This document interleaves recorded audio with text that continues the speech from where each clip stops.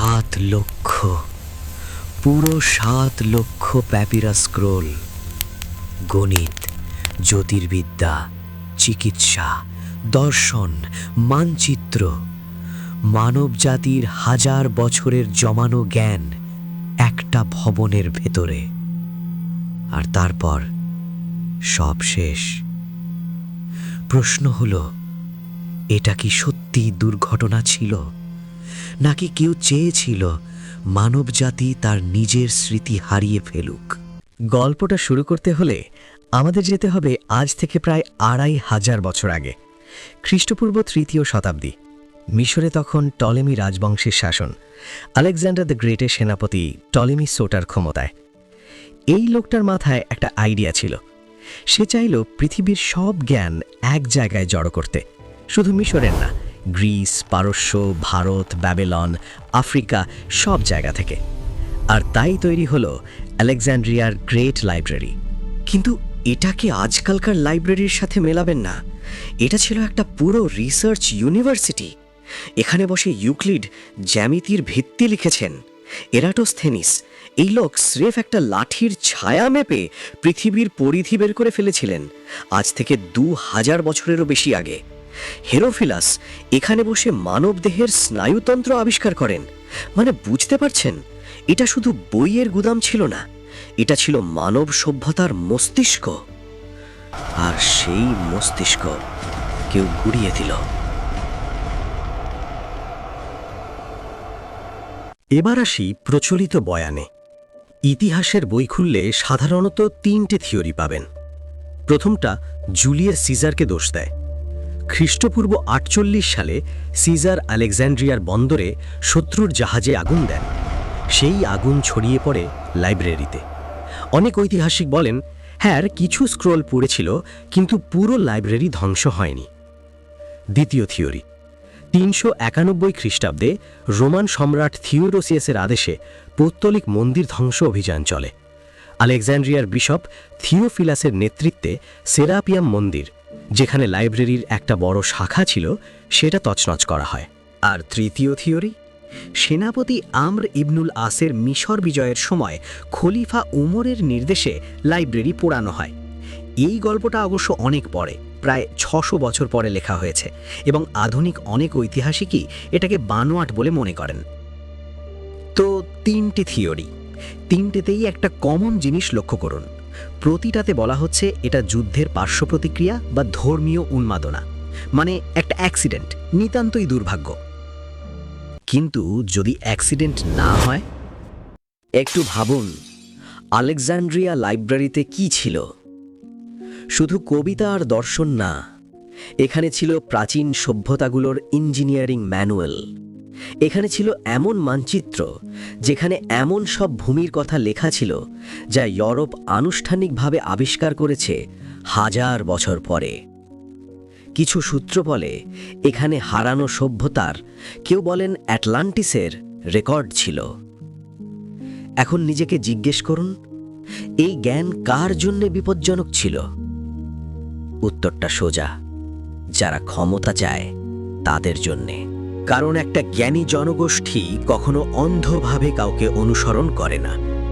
যে মানুষ জানে পৃথিবী কিভাবে ঘোরে, তাকে বোঝানো কঠিন যে না যা ঈশ্বরের প্রতিনিধি।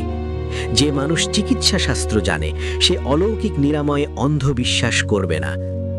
আর এইখানেই ব্যাপারটা ভয়ঙ্কর হয়ে ওঠে। লাইব্রেরি ধ্বংসটা একদিনে হয়নি, এটা ছিল একটা দীর্ঘ প্রক্রিয়া। সিজারের আগুন হয়তো কিছু ক্ষতি করেছিল, হ্যাঁ, কিন্তু তারপরও লাইব্রেরি টিকে ছিল।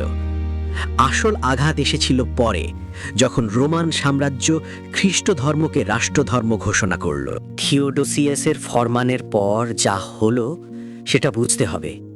এটা শুধু মন্দির ভাঙা ছিল না, এটা ছিল একটা সিস্টেম্যাটিক ক্লিনজিং, পৌত্তলিক জ্ঞান চর্চার সব কিছু মুছে ফেলার অভিযান। আর এখানেই আসে সেই নামটা যেটা ইতিহাস খুব সুন্দর করে চাপা দিয়ে রেখেছে, হাইপেশিয়া। আলেকজান্ড্রিয়ার শেষ মহান পণ্ডিত, গণিতবিদ, জ্যোতির্বিদ, দার্শনিক এবং একজন নারী, 5ম শতাব্দীতে। এই মহিলা ধর্মবর্ণ নির্বিশেষে সবাইকে পড়াতেন। খ্রিস্টান, পৌত্তলিক, ইহুদি তার ক্লাসে সবার জায়গা ছিল। তিনি বিশ্বাস করতেন জ্ঞানের কোনো ধর্ম নেই। 415 খ্রিস্টাব্দ, আলেকজান্দ্রিয়ার বিশপ সিরিলের অনুসারী একদল উগ্র জনতা হাইপেশিয়াকে তার রথ থেকে টেনে নামায়। তাকে একটা চার্চে নিয়ে যাওয়া হয়। সেখানে তার শরীর থেকে জামা কাপড় খুলে ফেলা হয়। ঝিনুকের খোলস আর ছাদের টালির ধারালো কুকরো দিয়ে তার গায়ের চামড়া জীবিত অবস্থায় ছিঁড়ে ফেলা হয়। তারপর টুকরো টুকরো করে পোড়ানো হয়। একজন নারী, যার অপরাধ ছিল তিনি মানুষকে ভাবতে শেখাতেন। হাইপেশিয়ার হত্যার পর আলেকজান্ড্রিয়ার জ্ঞানচর্চা কার্যত শেষ হয়ে যায়। পণ্ডিতরা পালিয়ে যান, গবেষণা বন্ধ, বইয়ের সংরক্ষণ বন্ধ, এবং এর পরেই শুরু হয় ইউরোপের সেই কুখ্যাত অধ্যায়। লাইব্রেরি ধ্বংসের পর কি হলো? জ্ঞান হারিয়ে গেল? না, জ্ঞান হারায়নি, জ্ঞান বদলালো মালিক।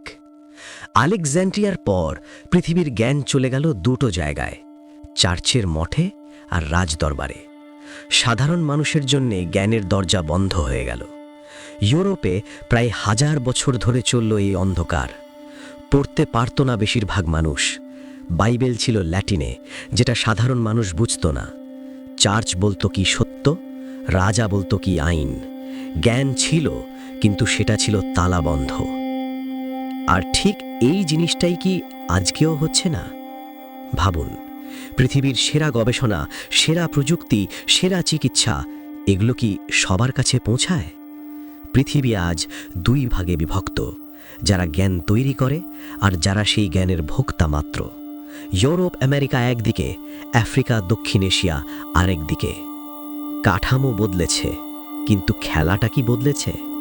একটা কথা বলি, ফ্রান্সিস বেকন বলেছিলেন, নলেজ ইজ পাওয়ার, জ্ঞানই শক্তি। এই কথাটা আমরা প্রেরণামূলক উক্তি হিসেবে পড়ি, কিন্তু যারা সত্যিকারের ক্ষমতা ধরে রাখে তারা এই কথাটা আক্ষরিক অর্থে বিশ্বাস করে। তাই প্রশ্নটা এটা না যে আলেকজান্ড্রিয়া লাইব্রেরি কে পুড়িয়েছে, প্রশ্নটা হলো পোড়ানোর পর সেই জ্ঞান গেল কোথায়? কারণ আগুন কাগজ পোড়াতে পারে, কিন্তু আইডিয়া হয়তো সব পুড়ে যায়নি। হয়তো কিছু মানুষ, কিছু গোষ্ঠী সেই জ্ঞান সরিয়ে রেখেছিল নিজেদের জন্য। হয়তো আজও এই পৃথিবীতে এমন কিছু আছে যা আমাদের জানানো হয় না, কারণ জানলে আমরা আর ভেড়ার পাল থাকব না। এটা ষড়যন্ত্র তত্ত্ব হতে পারে, কিন্তু ইতিহাস একটা জিনিস বারবার প্রমাণ করেছে, যেখানে ক্ষমতা আছে সেখানে জ্ঞানকে নিয়ন্ত্রণ করার চেষ্টা আছে। আলেকজান্ড্রিয়ার আগুন কি সত্যি নিভে গেছে, নাকি সেই আগুন আজও জ্বলছে, শুধু রূপ বদলেছে? আয়না শুধু দেখায়, বিচার আপনার। ভিডিওটা যদি আপনাকে একটুও ভাবিয়ে থাকে, সাবস্ক্রাইব করুন, বেল আইকন চাপুন আর কমেন্টে বলুন আপনি কি মনে করেন, কারণ আয়নার কখনো মিথ্যা বলে না।